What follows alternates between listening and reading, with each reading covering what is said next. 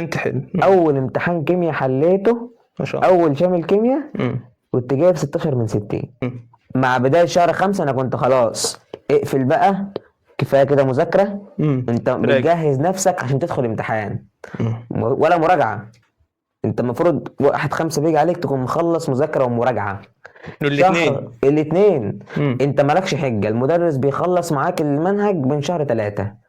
فعلا. معاك شهرين وانت بتذاكر في المادة اصلا طول السنة، والمدرس بيراجع طول السنة على المادة من شرقها لغربها، مش بيسيب فرفوطة حرفيا، ويحل 370 كتاب و370 ملزمة، ونشترك في منصات حوار المنصات. وكل اللي نفسنا فيه بنعمله في يعني طول ال7 شهور.